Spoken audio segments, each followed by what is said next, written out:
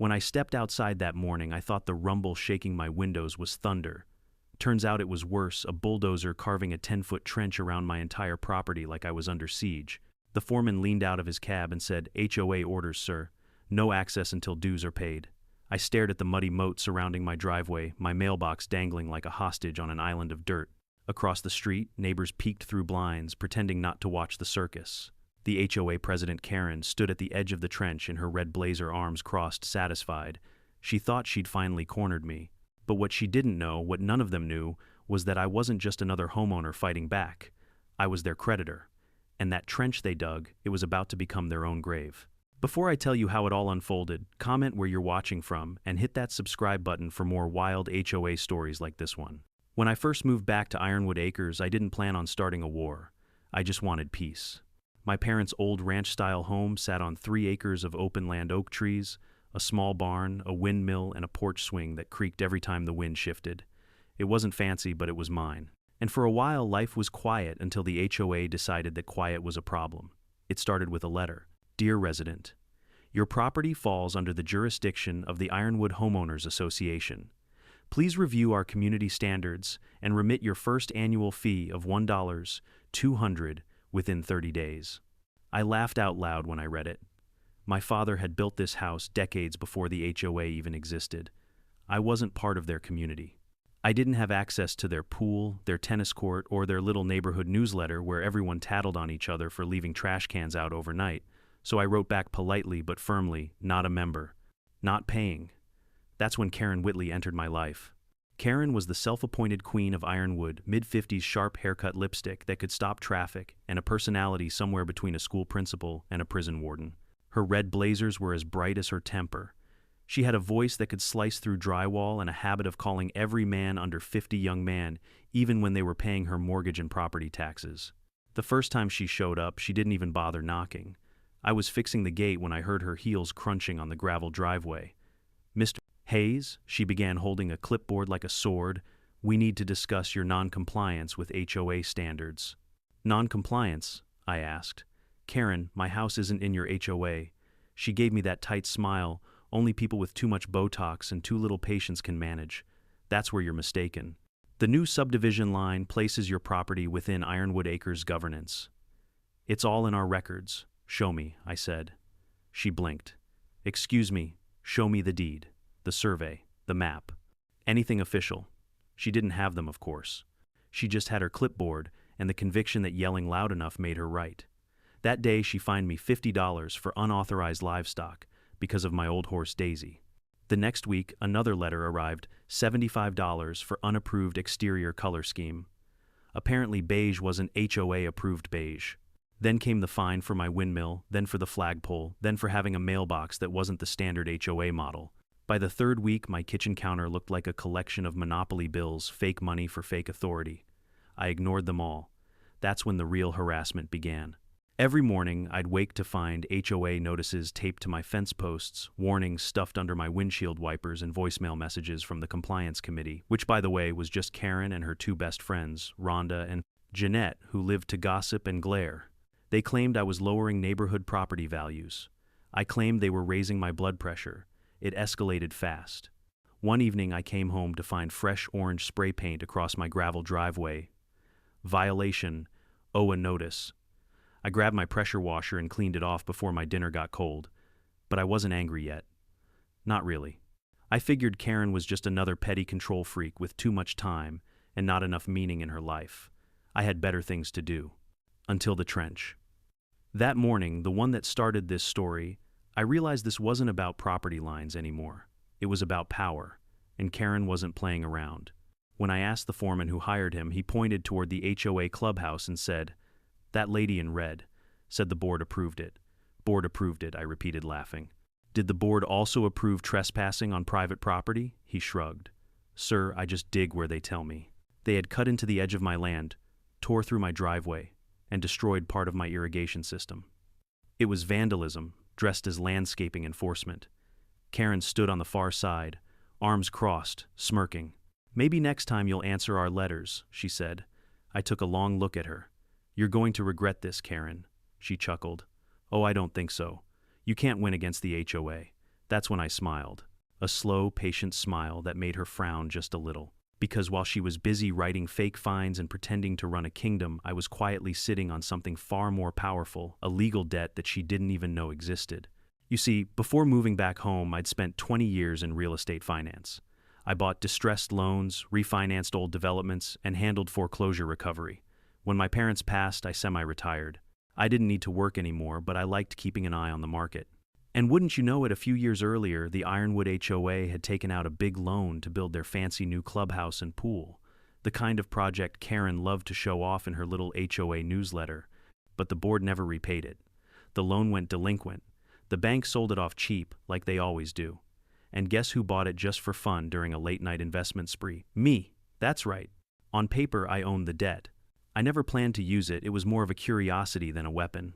Until that morning when Karen decided to turn my property into a moat. While she was measuring my grass with a ruler and threatening fines, I was holding her HOA's financial leash. So when I stood there watching that trench fill with muddy water, I wasn't angry. I was calculating. I called my lawyer that afternoon. "Mike," I said, "remember that HOA note we bought 2 years ago?" "Yeah," he replied. "Why?" I smiled. "It's time to collect." Mike chuckled, thinking I was joking. But I wasn't. By sunset, he'd pulled the documents, every unpaid invoice, every missed payment, every line of the debt transfer. All of it pointed to one conclusion: the Ironwood HOA owed me. And now, with their little trench operation, I had all the evidence I needed to prove they'd crossed not just a moral line, but a legal one. The irony was delicious. They thought they were burying me. But they were the ones standing in the hole. That night, I stood on my porch, sipping coffee, watching the moonlight reflect off the muddy water encircling my home. Across the street, Karen's blinds twitched. She was watching me too. I raised my mug toward her in a silent toast. "Game on," I whispered. Because this wasn't just a property dispute anymore. This was a reckoning. And I had the paperwork to bury them one legal clause at a time. By the next morning, the neighborhood was buzzing like a kicked hornet's nest. Half the street was talking about the trench incident, while the other half was pretending they didn't see it. The HOA's little propaganda machine, aka the neighborhood Facebook group, was on fire. "He's a danger to the community. Karen's doing what's necessary to protect property values. He brought this on himself." I read every comment with my morning coffee smirking. They had no idea that the danger wasn't me. It was the quiet stack of paperwork sitting in my study. My lawyer Mike called just after sunrise. "I've gone through everything. You're gonna love this," he said. The HOA missed 18 payments over the last 4 years. The loan was transferred to you in full with all enforcement rights. Translation: you own their debt. I chuckled. "So, if they owe me money, that means..." "That means," Mike interrupted, "you can technically foreclose on their assets, clubhouse, pool, everything they financed under that loan." I leaned back in my chair, feeling the slow, satisfying rush of irony. "So the HOA that dug a moat around my house is living on my dime." "Exactly," Mike said. "Do you want me to send them a notice of default?" "Not yet," I replied. "Let's make this educational." That afternoon, I walked over to the clubhouse, Karen's kingdom. You couldn't miss it. Big white columns, a fountain that hadn't worked in months, and a shiny private property, HOA members only sign bolted to the gate.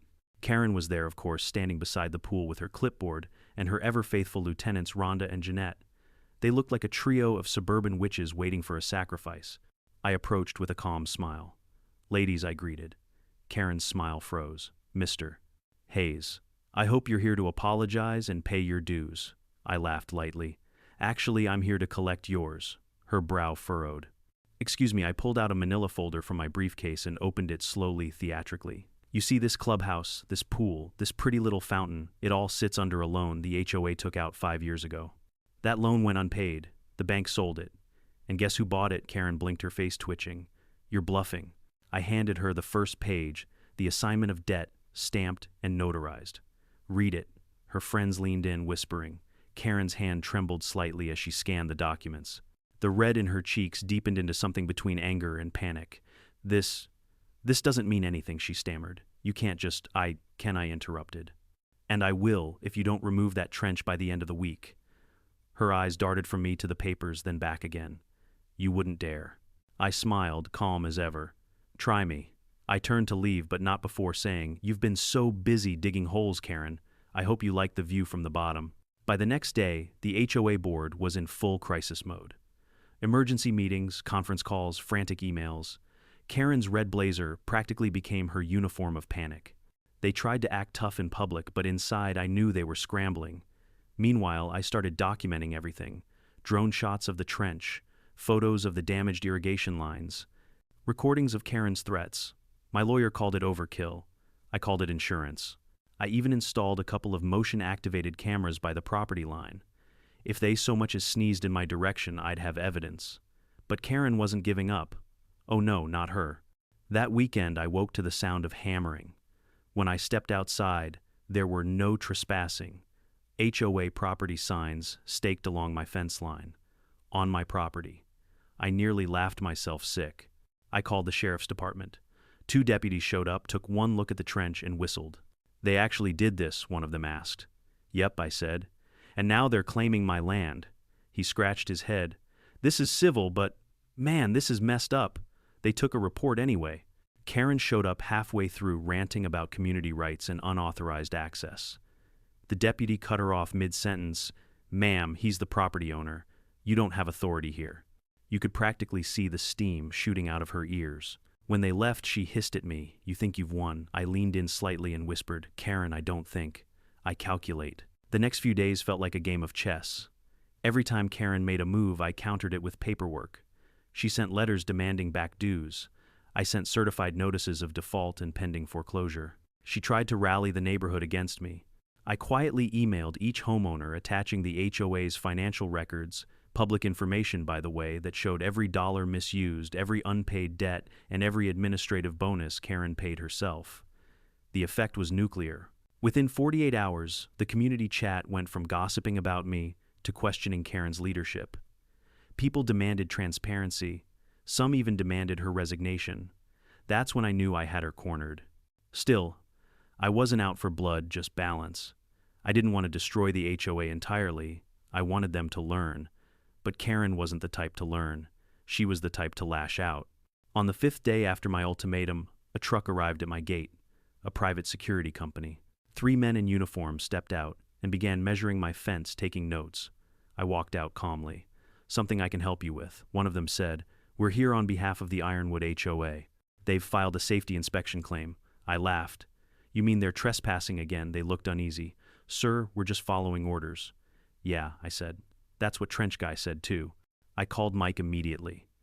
Time to move, I told him. File the lien enforcement. We're done being polite. That evening, Mike delivered the paperwork to the HOA board by hand. A notice of intent to foreclose. Legal, binding, irrefutable. When Karen opened the door and saw him, she went pale. This is harassment, she shrieked. Mike smiled politely. No, ma'am. This is debt collection. The next morning, I woke to the sweetest sound imaginable: silence. The bulldozers were gone. The trench crew had packed up. The signs had vanished. Karen's Facebook group went private, then disappeared. Neighbors started waving at me again, some awkwardly, some apologetically, but I wasn't celebrating yet, because I knew people like Karen. They don't surrender, they plot. And sure enough, 2 days later, I got a letter slipped under my door. No stamp, no name. Just typed words on crisp white paper. You may think you've won, but this isn't over. I built this neighborhood and I won't let you tear it down. You don't belong here. I read it twice, folded it neatly, and dropped it in the shredder. Then I poured myself another coffee, sat on the porch, and smiled. Because deep down, I knew what she didn't. The more she fought, the deeper she'd dig herself into trouble. And when that happened, I'd be right there watching, waiting, holding the shovel of truth. By the end of that week, Ironwood Acres felt like a ghost town. No kids on bikes, no neighbors jogging, no barbecues.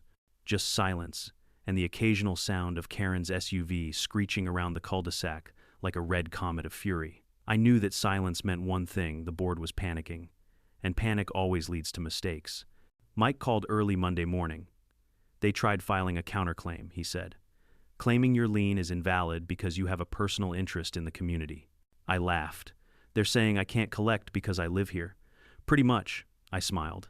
Perfect. That means they've officially recognized my property as outside the HOA. Mike paused. You're right. Exactly, I said. Their own argument just killed their jurisdiction. Karen had no idea she'd just walked into her own trap. Later that day, I received a notice taped to my gate, handwritten in Karen's signature looping letters, notice of board hearing. You are hereby summoned to attend an HOA disciplinary session regarding multiple violations of community standards, including but not limited to obstruction, property damage, and defamation. Failure to attend will result in legal escalation." The irony was almost poetic. I called Mike. "We're going," I said. He sighed. "You really want to face them in person? Oh, I wouldn't miss it for the world." The meeting was scheduled for 6 p.m. at the HOA clubhouse, the same building technically listed under my lien. When we arrived, every board member was there, Karen at the head table, Rhonda and Jeanette flanking her like loyal guards, and 5 other members staring down at us as if we were on trial. The room smelled like burnt coffee and cheap air freshener. A big banner behind Karen read, "Protecting Ironwood's Integrity." The irony nearly made me laugh out loud. Karen cleared her throat dramatically. "Mr. Hayes," she began, "we've convened this hearing because your recent actions have endangered the unity of this community. You've posted defamatory content online, refused to comply with HOA regulations," and I raised a hand. "Karen, you forgot the part where you dug a moat around my house." She slammed her palm on the table. "This is our meeting, not yours," Mike leaned forward calmly. "Actually, Mrs. Whitley, you're holding this meeting in a building that's under a defaulted lien owned by my client. Technically, this is his property until your association pays the outstanding balance." The room went dead silent. Karen blinked, her lips tightening. "That's absurd. You can't prove Mike reached into his briefcase and laid down a stack of documents thick enough to stun a moose. Here's the deed of trust, the assignment of rights, and the full payment history, well, lack thereof. The HOA owes $423, 0 inches principal plus interest." Rhonda gasped. Jeanette whispered something that sounded like a prayer. Karen's voice cracked. "You can't enforce that," I smiled. "I don't need to. You're doing that for me." She glared at me, face flushed crimson. "What do you want, Hayes?" "Simple," I said. "Fill the trench, fix my property, and stop pretending you run my life. You have 7 days. If not, I start foreclosure. The sheriff's office will auction this clubhouse, your pool, and that fancy sign out front." The board erupted in chatter. A few members were clearly terrified. Others looked betrayed. One elderly man stood up, pointing at Karen. "You told us we were debt-free. You said everything was handled." Karen shot him a death glare. "Sit down, George." Mike gathered the papers back into his case. "You have until Friday, 5 p.m., he said. "After that, the law moves on its own." We stood to leave. I turned to Karen and said, "You should have just knocked on my door instead of digging a hole." The sound of the door closing behind us was the sweetest music I'd heard all week. The next few days were chaos. Karen launched a desperate PR campaign, handing out flyers, calling me a hostile investor and a threat to Ironwood values. She even emailed residents claiming I was weaponizing the legal system to dismantle their community. It backfired spectacularly. One by one, homeowners started showing up at my door not to complain but to apologize. They'd been fined for ridiculous reasons: a garden gnome, a mismatched curtain color, a car parked slightly crooked. They'd had enough. I hosted an informal meeting in my barn that Saturday. About 20 neighbors came, some nervous, some angry.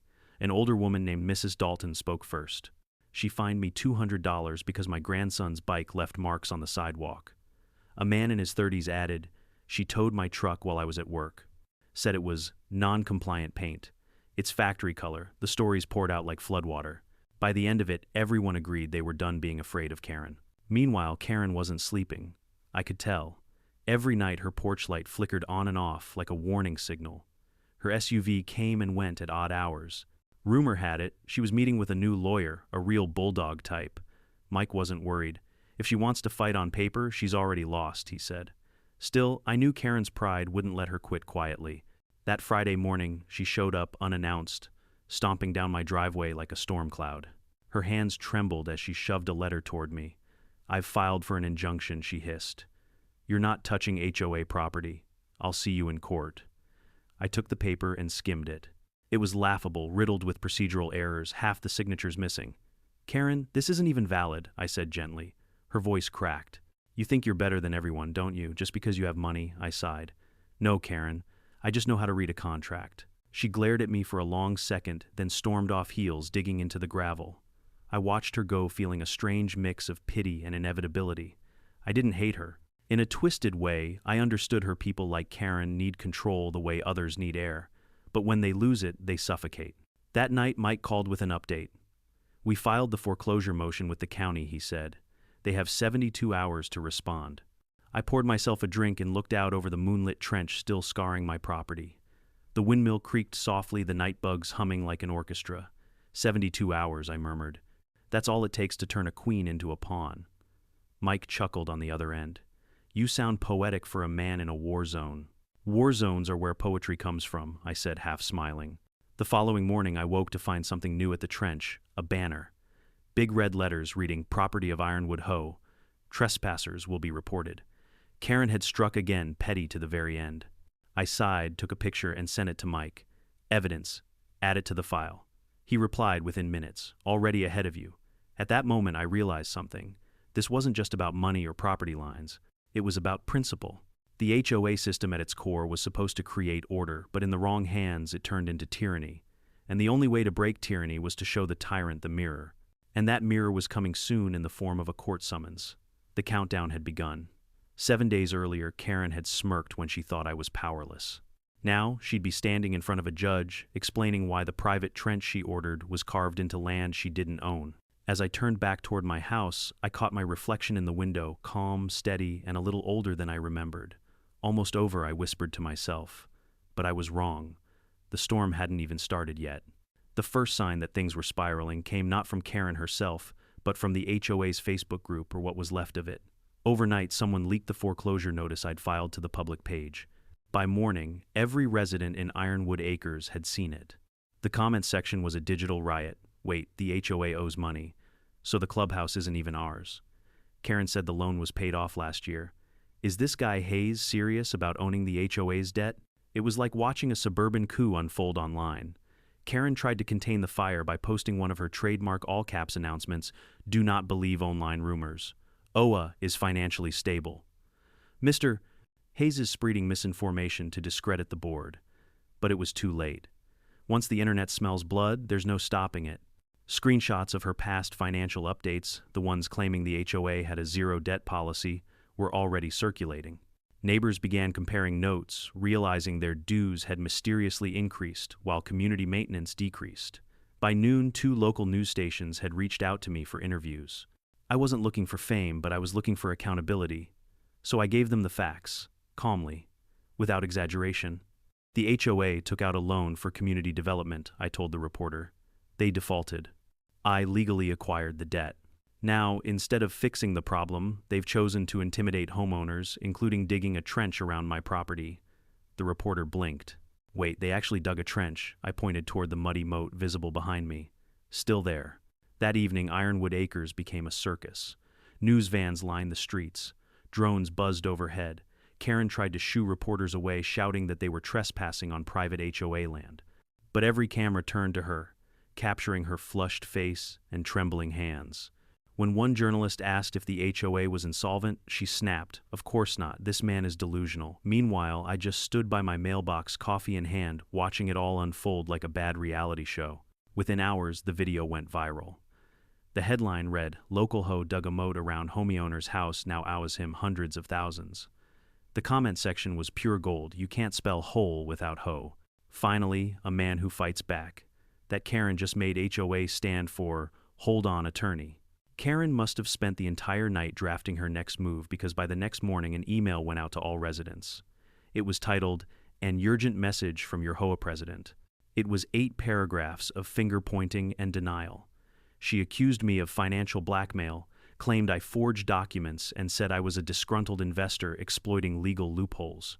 She even tried to discredit me personally. Mr. Hayes has a history of aggressive property dealings and has chosen to target our peaceful community for his own gain. Mike read the email and burst out laughing. "Aggressive property dealings. What are you, a pirate?" I smirked. "Apparently a trench pirate." Then he got serious. "She's losing it. This is classic deflection. She's trying to make you the villain because she can't control the narrative anymore." "Then it's time we finish this publicly," I said. We decided to hold a community Q&A session open to all Ironwood residents at the county courthouse auditorium.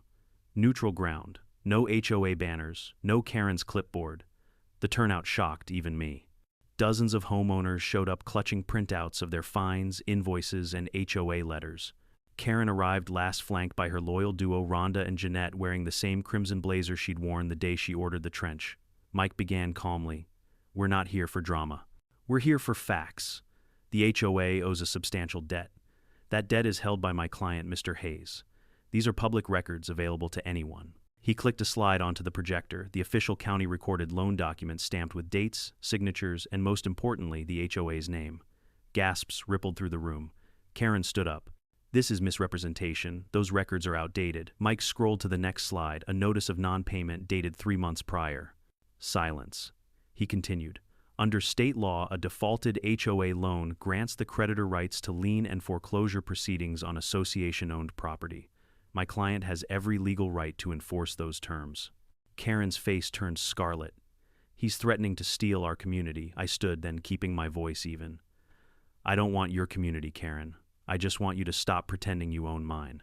The room erupted in murmurs, some supportive, some stunned. A man in the front row, Mr. Dalton, raised his hand. Is it true you used our dues to pay for those landscaping contracts that never happened? Karen froze. Another voice. And what about the security cameras that were supposed to go up last year? And another. You fined me $300 for my mailbox. Where did that money go? Her composure shattered. Enough, she barked. You're all ungrateful. Without me, this place would fall apart. The room fell deadly quiet. Then Mrs. Dalton, an elderly widow who'd lived there since the 82nds, whispered, Maybe it should.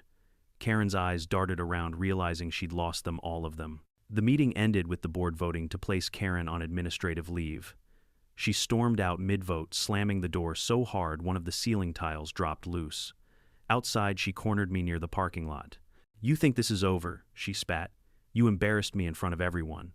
I looked her dead in the eye. You embarrassed yourself. I just held up the mirror. She trembled, pointing a shaking finger. You'll regret this. You have no idea who you're dealing with. Then she drove off tires, squealing. I watched her go, feeling the mix of satisfaction and caution that comes when you know you've won the battle but not the war. The next day, the county inspector arrived with orders to evaluate the trench. After a full survey, he declared it a public safety hazard and issued an immediate removal order. Karen's replacement, a timid accountant named Ben, called me personally. Mr. Hayes, we've decided to comply. The trench will be filled by tomorrow. I thanked him. Good choice. By sunset, heavy machinery returned, but this time to undo what had been done. As I watched the dirt pour back into the gaping wound around my property, I felt something shift. Not just the soil, the balance of power. For months, Karen had used fear to control everyone. But now the same people who once followed her blindly were whispering about audits, resignations, and refunds.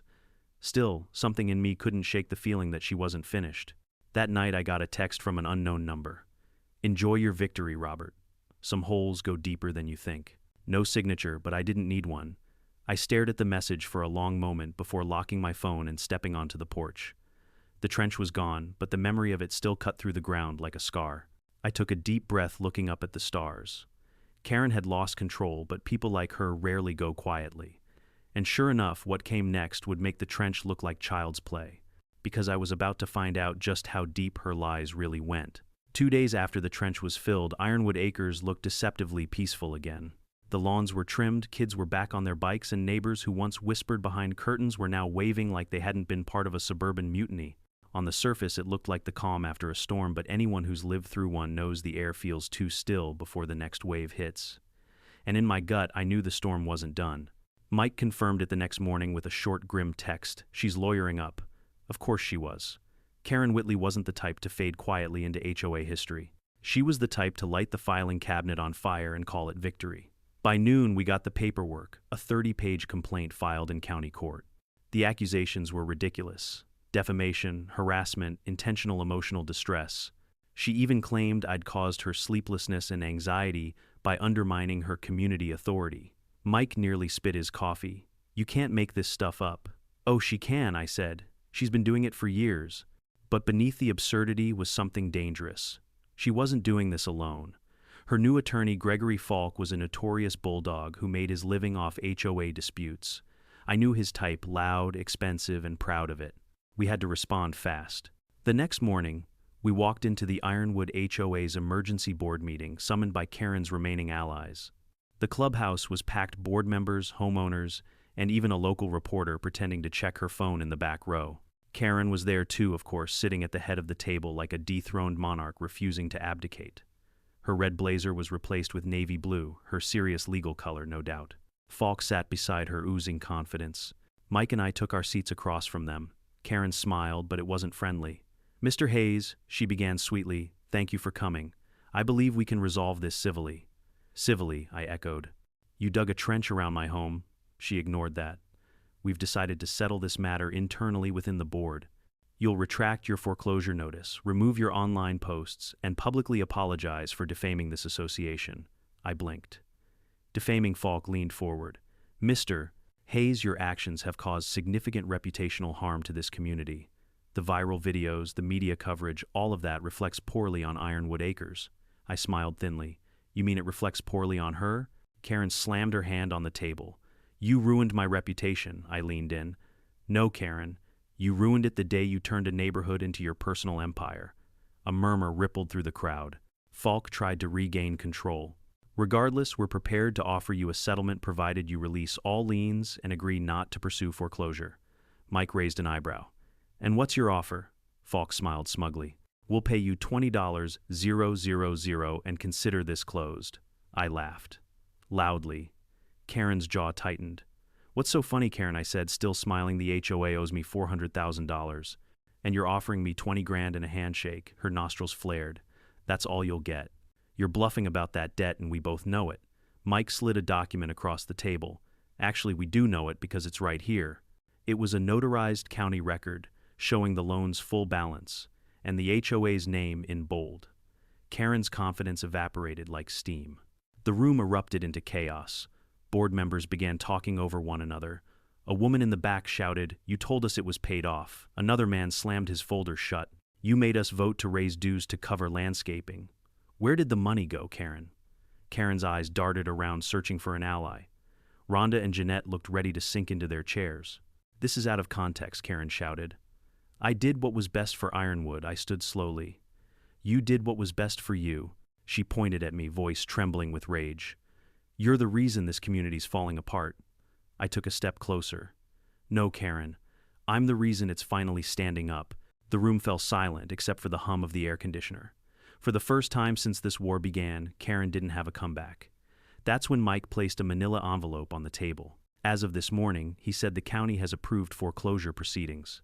If your association doesn't satisfy the debt in 10 business days, Mr. Hayes will legally acquire the HOA's assets. Karen's mouth opened, but no words came out. Rhonda whispered, You said we had time. Jeanette mumbled, You said the loan was settled. Karen's hand began to shake. This is manipulation. It's a setup. I looked her in the eye. No, Karen, it's accountability. Then something unexpected happened. One of the younger board members, a guy named Andrew, stood up and faced the crowd. I move that we remove Karen Whitley as HOA president effective immediately. You could have heard a pin drop. Another voice joined seconded. Karen's face went white. You can't do this. The board voted 1 by 1. 5 in favor, 2 opposed. It was over. Karen pushed back her chair so hard it screeched. You're all cowards, she screamed. You'll regret this. Then she grabbed her purse, stormed toward the door, and slammed it so hard that the window rattled. For a long moment, nobody moved. Then slowly, the room broke into applause. It wasn't for me. It wasn't even for the board. It was for the fact that finally Ironwood Acres belonged to its residents again, not its dictator. Later that night, Mike and I sat on my porch watching the sun dip below the oaks. She'll appeal, he said. I know, but she's done, he added. Public opinion's gone. The debt's clear. There's nowhere for her to run. I nodded, but part of me didn't believe it. People like Karen never think they've lost, they just look for new angles. As if on cue, my phone buzzed. It was an email. From an anonymous sender. Subject, you don't know what she's capable of. Attached was a single PDF file, a scanned document labeled Ironwood Loan Amendment Confidential. I opened it. My stomach dropped.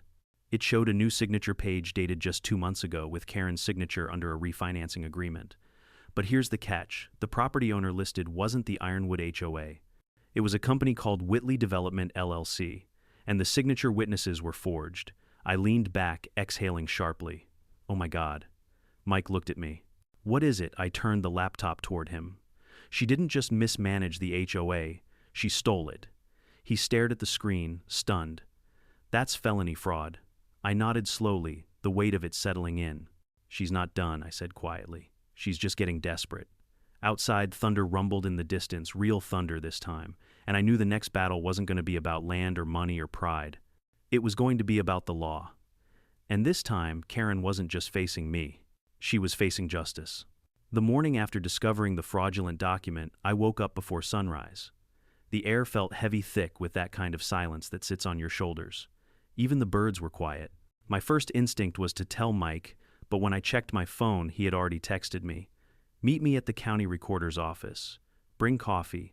We've got something." Something. That word sent a chill down my spine. I drove through the still sleepy streets of Ironwood Acres, past the houses that Karen once ruled like a queen. The trench was gone now, grass already starting to grow where it once cut through the land. But even with the dirt filled in, you could still see the scar, a faint outline like the neighborhood's own memory of fear. At the recorder's office, Mike was already there, papers spread across the table like puzzle pieces. "You're not going to believe this," he said as I handed him a cup of black coffee. "Try me," I muttered. He slid over a document with the county seal stamped on top. Karen's company, Whitley Development LLC, filed a quitclaim deed 2 months ago. She transferred the HOA's assets into her company's name. I frowned. But she can't. The HOA's a non-profit corporation. "You can't just transfer property like that." Mike nodded grimly. "Exactly, which means it's fraudulent." She forged the other board members' signatures. He showed me the comparison real signatures from old meeting minutes versus the new ones on the deed. The forgeries weren't even subtle. One was spelled wrong. "So she tried to make herself the owner of the HOA," I said, slowly piecing it together. "That means she tried to move the debt off the association and into her own fake company." Right, Mike confirmed. "She refinanced with a private lender to cover the debt but never filed it with the county. Probably hoped to cash out before anyone noticed." I ran a hand over my face. "And now that we've filed foreclosure, she's cornered." We exchanged a look that said what neither of us wanted to say aloud. Karen Whitley was about to go down hard. That same afternoon, Mike and I met with the county investigator, a no-nonsense guy named Detective Rowan. He wore a faded gray suit and carried a leather notebook that looked older than both of us. "So," Rowan said, flipping through the pages, "let me get this straight. This HOA president transferred all of the community's property to her own LLC, forged board signatures, and tried to refinance the loan you own." "That's the gist," Mike said. Rowan whistled softly. "That's not civil anymore. That's criminal fraud, maybe even racketeering if she collected dues under false pretenses." He looked up at me. "Mr. Hayes, you willing to testify if this goes to court?" I nodded without hesitation. "After what she's done to this neighborhood?" "Absolutely." Rowan smiled slightly. "Then buckle up. This is about to get messy." Messy was an understatement. 2 days later, unmarked vehicles rolled into Ironwood Acres. County inspectors, financial auditors, even 2 plainclothes investigators from the state attorney's office. They went straight to the HOA clubhouse, now technically under foreclosure, armed with warrants. Karen must have sensed it coming because when they arrived, she was already there, pacing out front like a caged lioness. The news crew wasn't far behind. I watched from across the street as the officers approached her. She started shouting before they even said a word. "This is harassment," she screamed. "You have no authority here. This is my property." One of the officers stepped forward. "Ma'am, you need to step aside. We have a court order."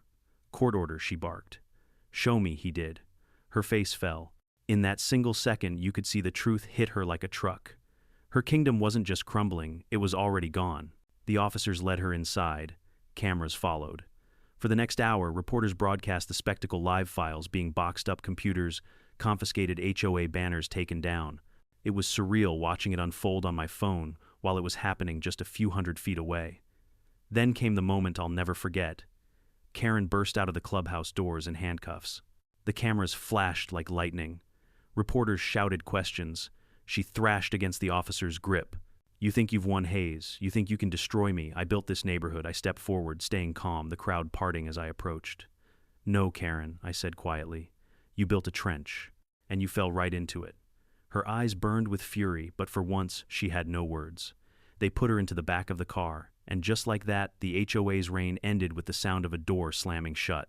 The fallout was immediate. The county froze the HOA's accounts.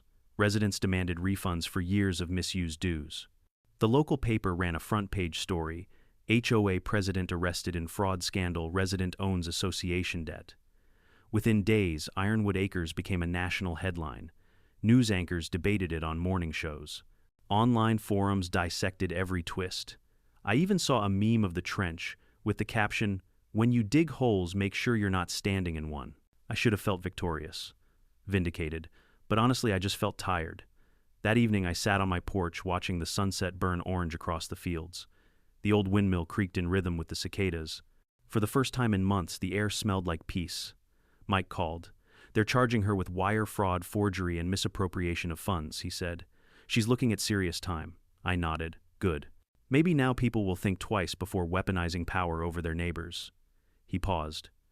"You realize technically you now own the HOA." I chuckled. "Yeah. Funny how that works. Any plans?" he asked. "Yeah," I said. "I think I'll shut it down." The next week I held a final community meeting, open air, no microphones, no titles, just neighbors on folding chairs in my yard. I told them everything, the loan, the fraud, the foreclosure, the whole ugly mess. And when it was done, I said, "The HOA is dissolved. You're free. Keep your lawns however you want, paint your houses whatever color makes you happy. Just don't let fear run this place again." A wave of relief swept through the crowd. Some people clapped, others cried. For the first time in a long time, Ironwood Acres felt like a neighborhood again, not a regime. Afterward, Mrs. Dalton approached me with a smile. "You know," she said softly, "for someone they called the villain, you turned out to be the hero." I laughed. "Heroes don't own liens, ma'am." She patted my arm. "Maybe not. But heroes do what's right when no one else will." As the sun dipped below the horizon, I looked out across my land. The trench was gone, replaced with a new flower bed filled with wild daisies. The soil was uneven, rough in places, but it was healing, just like the neighborhood. From the road, I could see the flashing lights of the last news van leaving. The story was over for everyone else, but for me, it had only just begun. Because sometimes justice doesn't come in a courtroom. Sometimes it comes from the quiet satisfaction of watching truth fill the very hole lies once occupied. And as I sat there, I realized the greatest irony of all. Karen had spent her life digging into other people's business. In the end, she just dug her own. It's strange how quickly chaos can fade into quiet. One day the street is lined with cameras and sheriff's cruisers, and the next, all that's left is the faint smell of mud and diesel. For the first time in months, Ironwood Acres looked like what it was always supposed to be, a neighborhood, not a battlefield. Karen's arrest had made national headlines for a week straight, but like all scandals, it eventually became old news. The TV trucks packed up the reporters left, and people returned to mowing lawns and grilling burgers. But beneath that new calm, something had changed, something deeper than fences or property lines. I could feel it every time I stepped outside. The looks that once carried suspicion now carried gratitude. People waved, kids shouted, "Hi, mister." Haze from their bikes instead of avoiding my driveway like it was radioactive. The fear was gone. And the trench, or rather the place where it once carved through my land, had become something else entirely. I'd turned it into a flower bed, long and winding, planted with rows of wild daisies and lavender. It wasn't perfect. The soil was still uneven and rough in spots, but that somehow made it more honest. Every bloom felt like a small apology from the earth for what we'd all been through. Sometimes I'd stand there at dusk, listening to the breeze hum through the windmill, and think about how something so ugly had given birth to something so peaceful. Karen's trial came faster than anyone expected. Mike kept me updated as things unfolded. The evidence was airtight, he told me. Forgery wire, fraud, misappropriation of funds, it's all there. They even found she used HOA dues to pay off her car. I sighed. The red SUV, yep, paid in full with your neighbor's landscaping money. The irony wasn't lost on either of us. When the verdict finally came in guilty on all counts, I didn't celebrate. I didn't cheer. I just sat on my porch, hands wrapped around a mug of coffee, staring out at the garden. Some part of me had expected to feel triumph, but instead I felt something softer, something like relief, and maybe a little sadness. Because in the end, even after everything she'd done, Karen was just a person, someone who wanted control so badly that she'd forgotten how to coexist. After the trial, the county asked if I wanted to retain ownership of the HOA assets. I could have kept everything, the clubhouse, the pool, even the greenbelt land, but I didn't want any of it. "I'm not here to rule anyone," I told them. "I just want my neighborhood back." So I dissolved the association entirely. The legal paperwork took weeks, but the effect was immediate. For the first time in decades, Ironwood Acres was officially free. No more dues, no more fines, no more Karen-style dictatorships. At first, people didn't know what to do with that freedom. Some worried it meant chaos, unpainted mailboxes, mismatched fences, kids' toys left in yards. But slowly, they realized it meant something better: trust. Neighbors started helping each other again. A retired carpenter fixed a broken porch for free. A group of teenagers repainted old street signs. Even the Daltons, who hadn't spoken to anyone in years, hosted a neighborhood cookout. It wasn't perfect, but it was real. A few weeks later, I got a letter. Handwritten. The return address stopped me: Cold County Correctional Facility, Block C. I almost threw it away. Almost. But curiosity won. Inside was a single page. No apologies. No excuses. Just one line in Karen's neat looping handwriting. I still believe I was right, but maybe I dug too deep. I read it twice, folded it carefully, and slid it into a drawer. That was the closest thing to peace I was ever going to get from her. And maybe that was enough. One evening, not long after the neighborhood gathered in my yard for a small celebration, part potluck, part farewell to the HOA. Kids chased each other with sparklers, while the adults shared stories about the old days when Karen ran things. Someone handed me a plate of barbecue and said, "You know, Robert, if you ever run for mayor, you've already got our votes." I laughed. One HOA is enough for a lifetime, thanks. As the night stretched on, I noticed how the garden glowed faintly under the porch, lights those flowers standing where the trench had once been rooted deep in the same soil that Karen had torn apart. It hit me then how symbolic it all was, something born from damage thriving anyway. That's what recovery looks like. Not perfection, just persistence. Later that night, long after everyone had gone home, I stayed on the porch nursing one last cup of coffee. The stars above Ironwood were bright and endless, the kind of sky my father used to call a clean slate.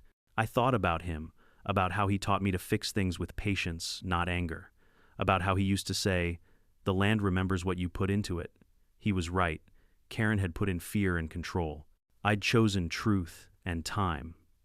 And the land, like always, reflected that. Before turning in, I took one last walk along the flower bed. The air smelled faintly of lavender. Somewhere in the distance, a coyote howled, the sound echoing like a reminder that nature doesn't care about fences or bylaws. It just is. As I traced the curve of the garden, I saw something glint in the soil, a small, rusty metal sign half buried near the edge. I knelt down and pulled it free. It was one of Karen's old HOA enforcement aria signs, bent and faded, the paint peeling off. For a second, I just stared at it. Then I smiled, set it upright in the middle of the flowers, and whispered, "Rest in peace, Ironwood HOA." And maybe in that moment it really did. If there's one thing this whole ordeal taught me, it's that power built on fear never lasts. You can control people with threats, fines, and fancy titles for a while, but eventually truth shows up with its receipts. Karen thought she could dig a trench deep enough to isolate me. What she didn't realize was that she was just building the walls of her own downfall. Sometimes revenge doesn't look like fire or fury. Sometimes it looks like patience, the kind that lets people expose themselves through their own arrogance. I learned that you can't always stop others from trying to bury you, but you can make sure they dig on the wrong side of the line. And if you wait long enough, those same trenches can become gardens.